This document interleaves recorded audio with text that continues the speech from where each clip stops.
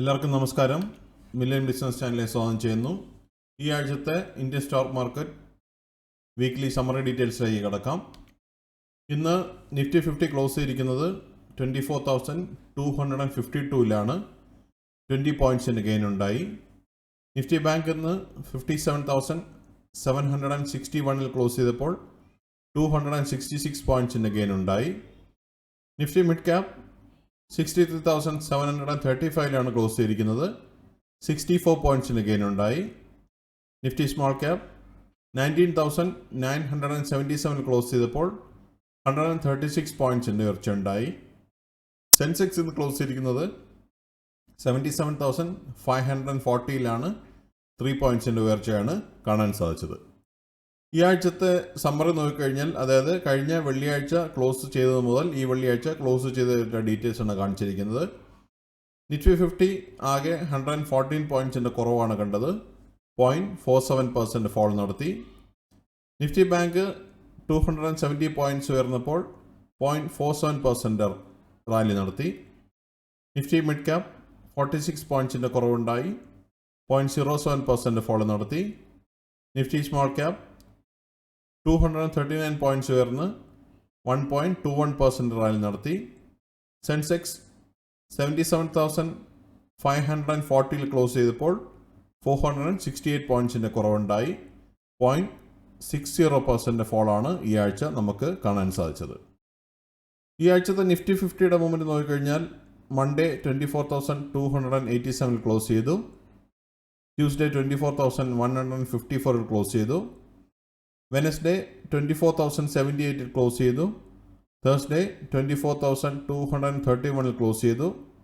Friday 24,252ലാണ് close ചെയ്തിരിക്കുന്നത്. ഈ ആഴ്ച ആകെ നിഫ്റ്റി 50യിൽ 0.47% ഫോൾ കണ്ടു. 114 പോയിൻറ്റ്സിൻ്റെ കുറവുണ്ടായി.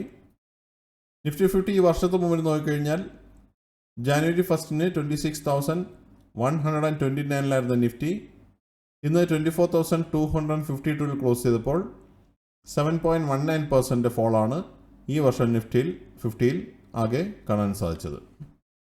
നിഫ്റ്റി 50 ലാസ്റ്റ് 12 മന്ത്സിൻ്റെ മൊമെൻറ്റ് നോക്കിക്കഴിഞ്ഞാൽ, 31 ഓഗസ്റ്റ് 2025ൽ 24,426ലായിരുന്ന നിഫ്റ്റി ഇന്ന് 24,252ൽ നിൽക്കുമ്പോൾ 0.72% ഫോളാണ് കഴിഞ്ഞ 12 മാസമായിട്ട് നമുക്ക് നിഫ്റ്റിയിൽ കാണാൻ സാധിക്കുന്നത്. ഇനി സെക്ടർ വൈസ് ഇൻഡെക്സ് നോക്കിക്കഴിഞ്ഞാൽ, ഇത് കഴിഞ്ഞ ഫ്രൈഡേ ക്ലോസിംഗ് മുതൽ ഈ ഫ്രൈഡേ ക്ലോസിംഗ് വരെയാണ് കാണിച്ചിരിക്കുന്നത്. അതിൻ്റെ ഒരു സമ്മറി ഡീറ്റെയിൽസ് ആണ് സ്ക്രീനിൽ കാണാൻ സാധിക്കുന്നത്.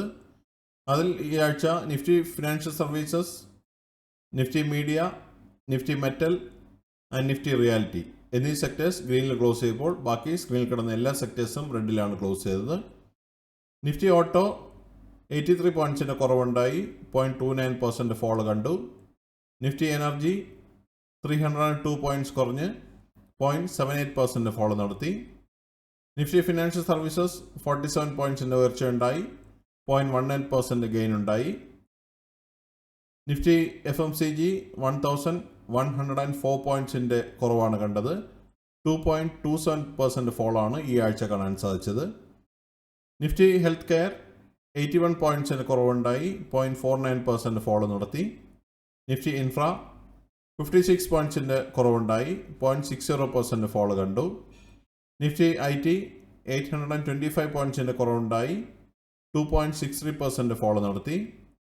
എന്നാൽ നിഫ്റ്റി മീഡിയ 22 പോയിൻറ്റ്സിൻ്റെ ഉയർച്ചയുണ്ടായി.